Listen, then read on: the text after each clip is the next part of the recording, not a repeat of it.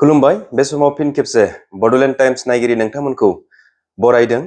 जोङो बे समाव सावरायनो नागिरदों बिटिआरनि सासे गोख्रों इएम आरो 32 नं भेरगाव समष्टिनि एमसिएलए दावबायसा बर' बिथांजों जों सावरायगोन। थांनाय प्राय 5 बोसोर जानोसै। बे 5 बोसोराव बिटिआर गभर्नमेन्ट हरथात इउपिपिएल गभर्नमेन्टआ मा खामानि मावखो जों बिनि सायाव रोखायै सावरायगोन आरो जोबनाय फारसेथिं जोङो सावरायनो नागिरदों 2025 मायथाइनि सेप्तेम्बर दानाव बिटिसि बिसायख'थिया जेथिया जानायनि दायो इसारा होगासिनो दङ बा मोनथिगासिनो दङ बयबो।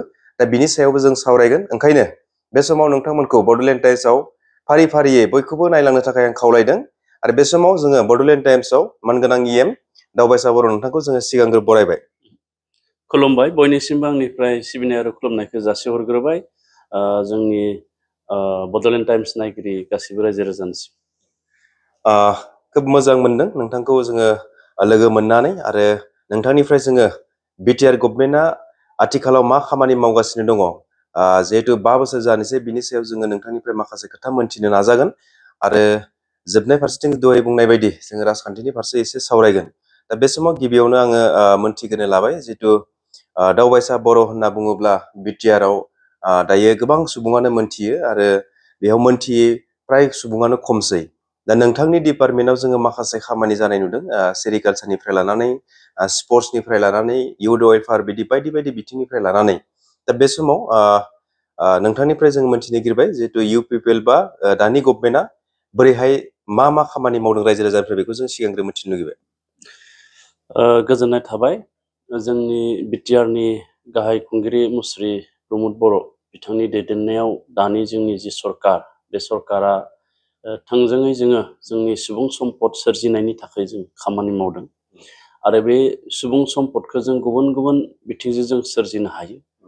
जों बेखायनो गिबियाव सोलोंथाइ, बेनि उनाव रांखान्थि आरजिनायनि माखासे राहा, बेनि उनाव माखासे समाज बिथिं, आरोबाव जोङो जोंनि लाइमोनफोरखौबो माखासे बिथिङाव जों जौगाहोनो थाखाय खामानि मावगासिनो दङ, जायखौ जोङो खम समनि गेजेराव बुंनानै फोजोबनाया गोरलै बाथ्रा नङा। दा सोलोंथाइ होनना बुंनाय लोगो लोगो सोलोंथाइयाव जोङो गोबां खामानि मावनाय जाहैदों। दा बड'फा सुपार 50 बियो जोंनि बड'लेण्ड ओनसोलनि थाखाय मोनसे जोबोद गोग्गाथाव आरो जोबोद बिफाव लानाय मोनसे हाबाफारि, जाय हाबाफारिनि गेजेरजों जोंनि बड'लेण्ड ओनसोलाव जोङो सुबुं सम्पद सोरजिनायनि मोनसे गोख्रों खामानिखौ मावनाय जाहैदों। बेनि अनगायैबो जोंहा जोंनि जि सोलोंसालिफोर गुदि फरायसालिनिफ्राय लानानै बिए एबा ग्रेजुवेसन फरायनो हानायसिम जेफोर सोलोंसालिफोर दङ एबा कलेजफोर दङ, गासैयावबो जोंनि बिटिआरनि गाहाय खुंगिरि मुस्रि प्रमद बर' बिथाङा इडुकेसन डिपार्टमेन्टनिफ्राय फान्डिं हरनानै माखासे नांगौ जानायाव गोदान बिल्डिं बानायदों आरो माखासे गाज्रि थासारियाव थानाय एबा गोजाम एबा बायराब जिराब जाना थानाय स्कुल बिल्डिंफोरखौ रिपेयारिं खालामदों। सम सम जोंनि CRC लेभेलसिम बिथाङा सावरायदों, गाहाय फोरोंगुरुफोरखौ लानानै सावरायदों, मेथ्स टिचार, साइन्स टिचार बिथांमोनखौ लानानै जुनिया ट्रेनिं हरनो थाखाय खामानि मावदों आरो जोंनि कलेजनि प्रिन्सिपालफोरखौ बिथाङा गुबुन जौगालु रायजोआव ट्रेनिं लानो थाखाय दैथायहरदों, एक्सप'जार दैथायहरदों। जाय एक्सप'जार आरो ट्रेनिं लाना फैनानै जोंनि गोरायुं बिथांमोना गावनि कलेजखौ, गावनि ओनसोलनि सोलोंथाइ बिथिंखौ दानायाव जोबोरैनो थुलुंगाखां मोनदों। दा बेयो मोनसे मोजां थासारि, मोजां इनभारनमेन्ट दानाय जाहैदों सोलोंथाइ बिथिङाव। आरो जोंनि बिटिआर गभर्नमेन्टनि समावनो मानगोनां मुस्रि प्रमद बर' बिथांनि समावनो जों चिरां आरो क'क्राझारनि जि सोलोंथाइनि जि हार, बियो जोबोद जौगादों। चिराङा माने हायार सेकेन्डारि बेफोराव सेथि मासियाव आवग्रिनो हादों। जोंहा बाक्साया साइन्सआव, कमार्सआव बेबायदि माखासे बिथिङाव जोङो आसामनि मादावनो सेथि जायगा आवग्रिनो हानाया जोबोद मोनसे बाख्नायथावना। आरो बियो खामानि मावनायनि जि मोनसे थासारि, बे थासारिखौ दानायनि थाखाय बियो जाफुंदों होननानै जोङो बुंनांगौ। दिनै 1999 मायथाइनि जि फोरोंगुरु थिसनथाइ, 99नि जि टिचार, जायखौ आसाम सरकारा क्ल'ज खालामना दोनबायमोन, माने बिथांमोननि मथेब्ला बेखौ थिसननाय जाला, बिनि मावथाय समा जिहेतु बारलांबाय। नाथाय जोंनि बिटिआरनि गाहाय खुंगिरि मुस्रि प्रमद बर' सासे सुबुं अनफावरि सुबुं होननानै जोङो बेयावनो सिनायथि मोनो बिथाङा हिउमेनिटारि गार्डनाव 700निबो बांसिन 99नि फोरोंगुरु बिथांमोनखौ थिसनथाइ होनाय जाहैदों जायफोरा माने 2 बोसोर 3 बोसोर 4 बोसोर 5 बोसोर बेबायदि माने खामानि मावनायनि बैसो दङ माने बिथांमोनखौ थेवब्लाबो बिथांमोननि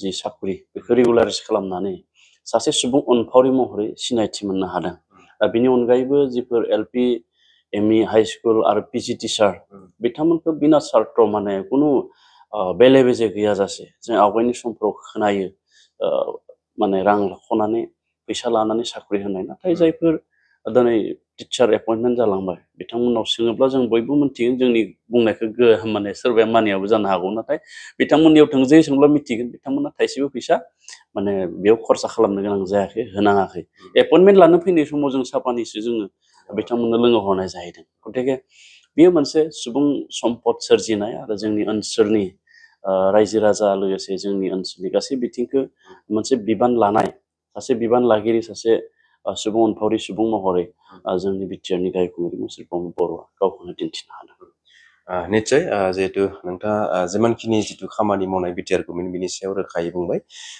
सोलोंथाइ बिथिंनि फारसे जे जिथु नोंथांमोननि खामानि मावनायखौ नुदों अब्लाबो माखासे जिथु हमनानै लाबाय अपोजिसन पार्टिखौनो बुंबाय आङो बिपिएफनि दैदेनगिरिफ्रानो बिथांमोना बुङो जे नोंथांमोननि जिथु जिखोना खामानिखौ मावदों बे खामानिखौबो बिथांमोना जेबो मावाखै जिर' होननानै माखासे बाथ्रा बुंलाबायनायखौ नुनो मोनो नाथाय जोङो प्रेक्टिकेलाव माखासे बाथ्रा नुदों जायफोरा 17 बोसोराव बिथांमोना बिपिएफ हान्जाया मावाखै बेबायदि खामानिखौ नोंथांमोननि गभर्नमेन्टआ दायो जों मावनायखौ नुनो मोनदों जेरैबायदि दुरुन काप खख' बायदि बायदि बिथिङाव नोंथांमोनखौ खामानि मावनो मोनदों ओंखायनो दा नैबे समाव बैफोर जिथु बाथ्रा बुंनाय बिनि सायाव नोंथांमोना मा खारनाव बुंदों होनना सानो आं बड'लेण्डनि 35 लाख जोंनि जि रायजो राजा दङ 26 हारि हारिसानि सुबुं गुबुन गुबुन रावारि धोरोमनि सुबुं बिथांमोनखौ आङो दिनै रोखा मोनसे खोथा बुंनो नागिरदों जोंनि गाहाय खुंगिरि मुस्रि प्रमद बर' दैदेननाय दानि जि सरकार बियो 5 बोसोर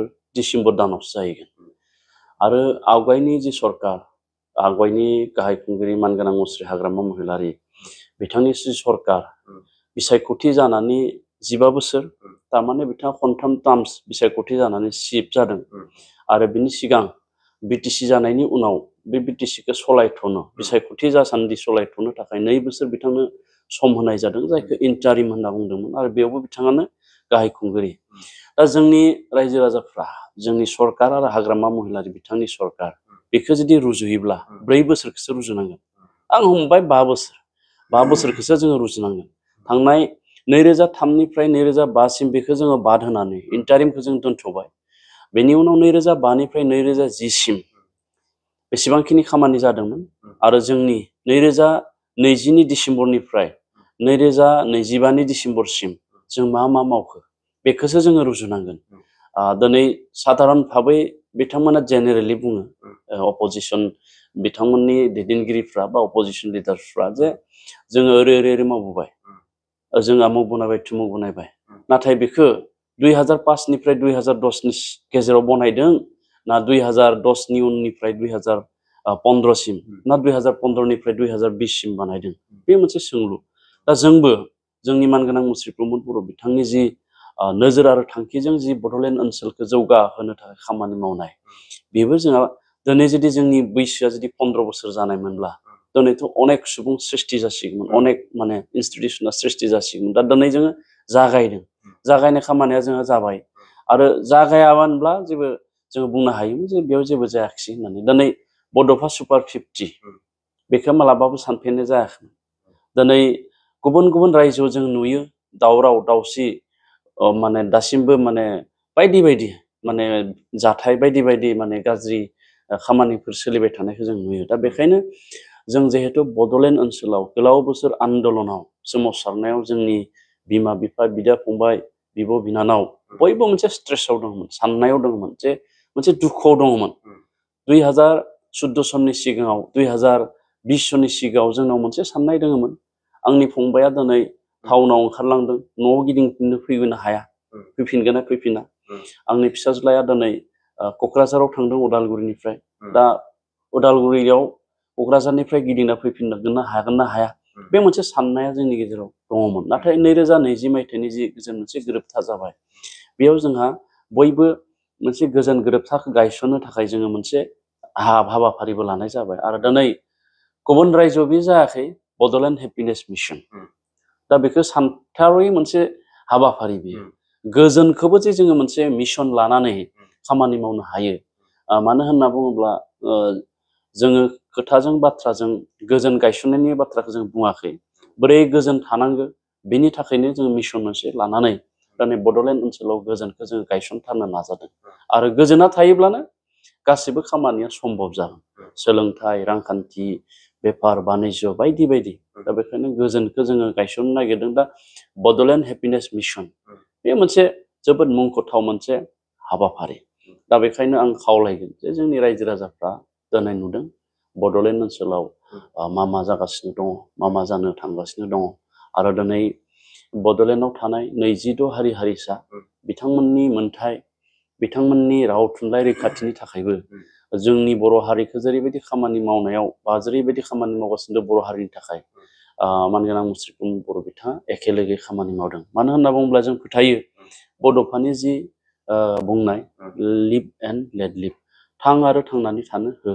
दा बे मोन्थोरजों जोङो दिनै बड'लेण्ड ओनसोलाव खामानि मावबाय थादों। जायनि थाखाय दिनै बिटिआर ओनसोलाव प्रमद बर' बिथाङा मोनसे इमेज, बिथांनि मोनसे सिनायथि, बिथाङा मोनसे जुनिया सिनायथि मोननो हादों। बे समाव मोनसे खोथाखौ आङो मोनथिबावनो लुगैगोन, जिहेतु हाग्रामा महिलारि बिथाङा बुंगासिनो दङ। बिथाङा बुंदों जे बै समाव जिथु गुन्डुगुल बा दावराव दावसि जादोंमोन 17 बा 15 बोसोरनि गेजेराव, दा बै गुन्डुगुल बा दावराव दावसि जानाय बाथ्राखौ आथिखालनि जिथु प्रमद बर'जों लोगोसे बिथांजों थाफाग्रा सुबुंफोरानो बै समाव दावराव दावसि खालामदोंमोन आरो बिनि थाखायनो बै समाव अखान्थिया जादोंमोन बा दावराव दावसिया जादोंमोन होननानै। दा बे समाव बेखौ माबायदि नोजोरजों नायो? दावराव दावसि खालामनाय आरो जानाय, दा बेनि जाहोनखौ जों नायनांगोन। दिनै बर' माहारिया जोंनि बयबो मिथिगौ सोमावसारालाखानो, धरना होआलाखानो बिजि खान्दा गंसेबो मोनफेराखै। सोमावसारनायनि गेजेरजोंसो बुहुमाव बर'आ सिनाय जादों। मोनसे समाव दिल्लीयाव गामसा गाननानै धरना हैनो थांबा दुलाराय बर' फरायसा आफाद एबा बर' थुनलाइ आफाद जों गावबो थांफायोमोन। बै समाव गामसा गाननानै धरना होनो थांब्ला मा हारिनि मानसि होननानै सोङोमोन। दिनै बे गामसाखौ प्रमद बर' बिथांनि दैदेननायाव GI टेग खालामनो हाबाय, लांगा दखनाखौ GI टेग खालामनो हाबाय, आर'नाइखौ GI टेग खालामनो हाबाय। गोदोआव सोङोमोन बे सोरनि गाननाय, सोरनि जोमनाय, आइजोफ्रा लांगा दखना गाननानै आर'नाइ लाना थाङोब्ला मा हारिनि होनना सोङो। बे जों आन्दालन खालामनो थांनाय समाव दिनै बे लांगा दखना, आर'नाइ, गामसा बेखौ GI टेग खालामनो हानाया गोरलै बाथ्रा नङा। दिनै गुबुन गुबुन हारि माहारि, गुबुन गुबुन रायजोआवनो हयथ' बिसिनि GI टेग हयथ' मुवा बेसाद गैया। बर'फोरनियाव जेरै 21 आइटेमा GI टेग जाबाय। दा बेखायनो दिनै थांनाय हाग्रामा महिलारिनि समाव जि मोनसे गोरोबथा जादोंमोन 2003 मायथाइनि 10 फेब्रुआरियाव, बे गोरोबथाया गाहायै दुलाराय बर' फरायसा आफादा सहि होयाखैबाबो मददथि होदों जे BLTनि जि मोनसे गोरोबथा, बिथांमोननि गोरोबथाया जाथोंसै। बड'लेण्ड मोनजासिम जों माखासे हारियाव, ओनसोलाव गेग्रेबना थानाय बायफ्लेनाय समाजखौ बेनिफ्राय फोसाबनो हाथों, बे मोनसे थांखिजों बेखौ खालामदोंमोन। नाथाय BTC सुक्ति जानायनि उनावबो गोबां जोंनि सोमावसारारि बिथांमोना सोमावसारनाय हाबाफारियाव दंबायनो थायोमोन। NDBनि जों खोथाखौ बुंनो हायो। बिथांमोननि जि दाबि दावा, बे दाबि दावाया बै समाव सुभारिन नामोनमोन, उदां हादोर सोरजिनायानोमोन। नाथाय बेनि उनाव जोङो नुबाय 2003 सननि उनावबो जोंनि जि दाबि दावाफोर बियो जाफुंनायनि लामायाव गैया। आरो BTC सुक्तिनि गेजेरजों जिफोर माने मा होनना बुङो बेखौ, जिफोर एजेन्डाफोर एबा जिफोर क्लजफोर, जिफोर रादायफोर जों खानानै लानो हादों, बेजों जाफुंजोबनाया सम्भब नङा। दा बेखायनो बै समाव 2010 मायथाइनि 7 मार्चनिफ्राय दुलाराय बर' फरायसा आफादनि दैदेननायाव फिन खनसेबाव थामथि खेबनि थाखाय सोमावसारनायखौ खालामफिननो गोनां जादोंमोन। अदेबानि दुलाराय बर' फरायसा आफादा दिनैसिम माब्लाबाबो अहिंसानि लामाजोंनो थांगासिनो, हिंसानि लामा माब्लाबाबो लाफेराखै।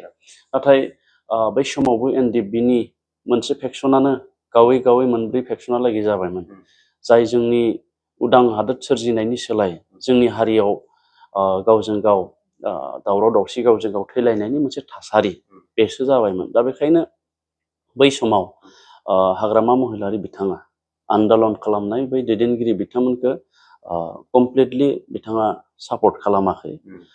बरन्स जोङो एबसुनि जानानै जेब्ला क'क्राझार एबा गुबुन गुबुन जायगायाव रेल लामा जथियो, बै समावथ' बिथाङा लाठि चार्ज होनाय माने फायारिं होनायसिम जोङो मिडियायाव खोनादों आरोखि। दा बेखायनो बै समनि जि दाङाबाजिमोन बा बै समनि जि जोंनि सोमावसारनायमोन, बिथाङा स्कप लानानै बेखौ दिल्लीसिम रायज्लायनानै सोमावसारनायखौ फोजोबनायनि मोनसे खाबुखौ बिथाङा मोनदोंमोन, नाथाय बिथाङा लानायखौ जों नुवाखिसै। जायनि थाखाय 2020 मायथाइयाव बै समनि दुलाराय बर' फरायसा आफादनि आफादगिरि, दानि बिटिआरनि गाहाय मावफुं सोद्रोमा मुस्रि प्रमद बर', NDFB-नि बै समनि दैदेनगिरि धीरेन बर', गबिन्द बसुमतारी बिथांमोननि दैदेननायाव जोंहा हरै फारसेथिं थाबाय फेरेंगा सावरायग्रा, बिथांमोननि दैदेननायाव ज'है जोंहा बर'नि गुबुन गुबुन आफादफोर, बर' थुनलाइ आफादानो होन, बायदि बायदि आफादानो होन, बिथांनि ज'है जथायनायाव बे बिटिआर गोरोबथाखौ खालामनो हानाय जाहैदों। दा बिटिआर गोरोबथानि गेजेरजोंनो जोंनि बर' हारियाव जेसेबांखिनि हाथियार दैनानै सोमावसारनाय बा गुबुन गुबुन बिथिङाव सोमावसारनाय दङमोन, बेखौ फोजोबनाय जाहैदों।